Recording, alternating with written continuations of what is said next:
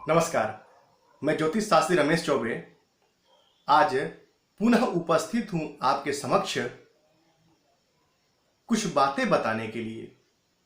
आज मैं ज्योतिष से संबंधित कोई भी बात नहीं करूंगा।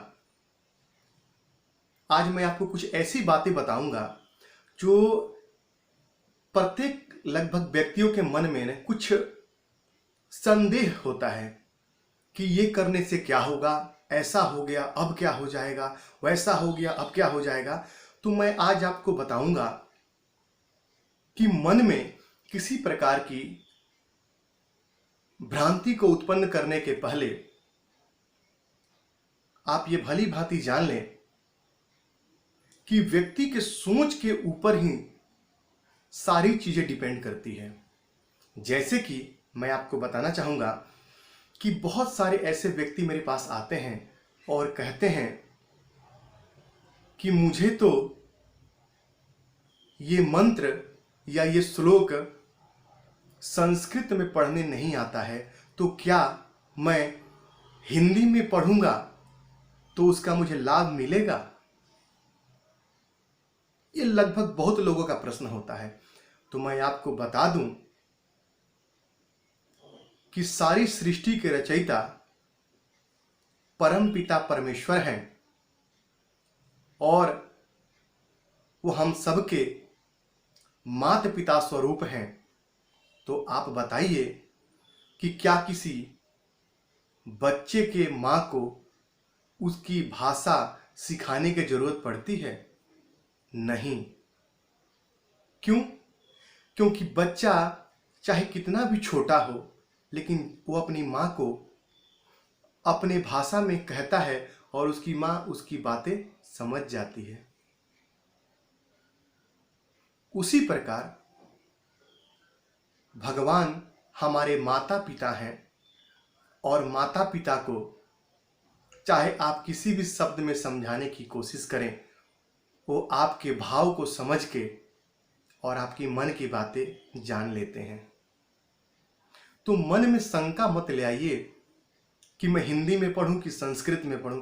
ठीक है, संस्कृत जो भाषा है उसको देवलिपि कहते हैं, लेकिन अपने माता पिता से अपनी गुहार लगाने के लिए, अपने माता पिता से अपनी मन की बातें करने के लिए आप संस्कृत में ही बोलें या इंग्लिश में बोलें इत्यादि कोई भाषा में बोलें, ऐसी कोई बात नहीं। आप जिस भाषा को जानते हैं आप उसी भाषा में कह सकते हैं और आपकी फरियाद सुनी जाएगी। तो आप निसंदेह आप हिंदी में किसी भी श्लोक को, जैसे कि दुर्गा सप्तशती का कोई पाठ करता है तो बहुत सारे लोग संस्कृत नहीं बोल पाते हैं, कोई बात नहीं, आप उसको हिंदी में पाठ कीजिए, आप उसको हिंदी में पढ़िए, उससे कोई परेशानी वाली बात नहीं है। वो समझ जाएंगे कि आप क्या कहना चाहते हैं, क्योंकि आपकी दिल से सच्ची पुकार यदि आप करते हैं तो परम पिता परमेश्वर माँ जगत जननी जगदम्बा जरूर आपकी मन की बातें सुनती हैं।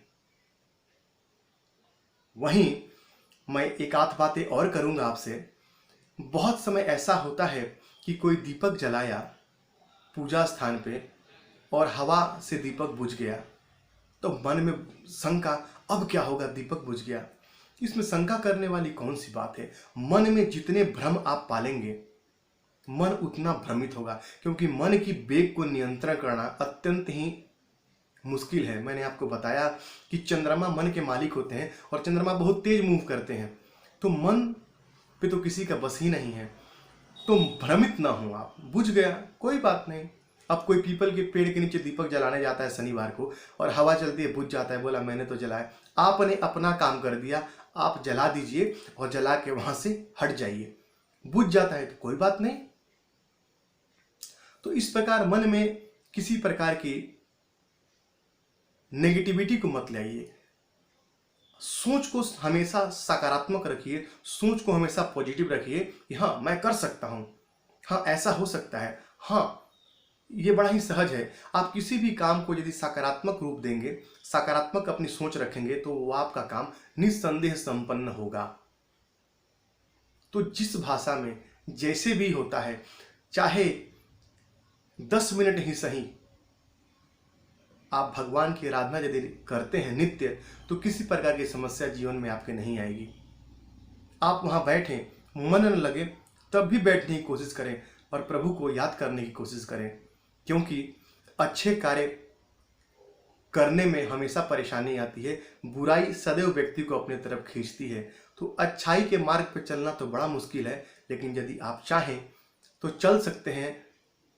बैठ करके यदि आप कुछ दिन पूजा करेंगे तो प्रभु की कृपा अवश्य ही आपको प्राप्त होगी। अब सवाल है कि आपको कैसे पता चले कि मुझे प्रभु की कृपा प्राप्त हो गई है। देखिए, प्रभु की कृपा प्राप्त हो जाएगी आके ऐसा नहीं होगा कि आपकी पूरी जिंदगी बिल्कुल बदल जाएगी और आपके साथ कुछ अनोखा हो जाएगा, बिल्कुल नहीं। भगवान आपकी जो बुद्धि है उसको सद्बुद्धि में बदल देंगे। हो गई प्रभु की कृपा। यदि आपकी बुद्धि सद्बुद्धि में बदल गई, हो गई प्रभु की कृपा। यदि बुद्धि बदल गई तो आप अच्छे कार्य करेंगे, समाज के प्रति कुछ कार्य करेंगे, अपने घर के प्रति कुछ कार्य करेंगे, आपकी मानसिकता बिल्कुल बदल जाएगी। यही तो प्रभु की कृपा है। प्रभु की कृपा कोई ऐसा थोड़ी कि बहुत बड़ा चमत्कार आपको आपके दिखा देंगे तो आप सोचेंगे हाँ प्रभु की कृपा होगी। जी बिल्कुल नहीं।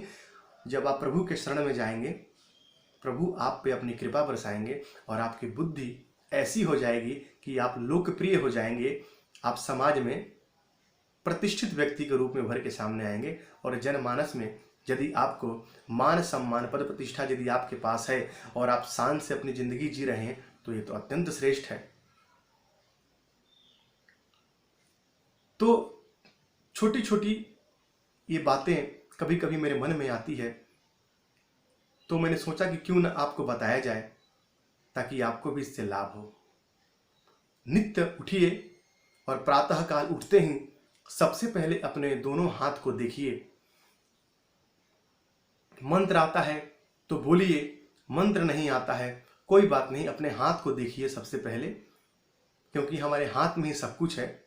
उसके बाद भूमि का स्पर्श कीजिए, अपने हाथों से प्रणाम करके फिर धरती पे अपना दाहिना पैर रखिए, फिर उतरिए। उसके बाद अपने नित्य कर्म को कीजिए। आप देखिए अत्यंत आपको लाभ होगा। तो छोटे छोटे उपाय कर सकते हैं आप, इससे आपको बहुत लाभ होगा। ऐसे और भी विचार मेरे मन में आएंगे तो मैं आपको आगे बताते रहूँगा।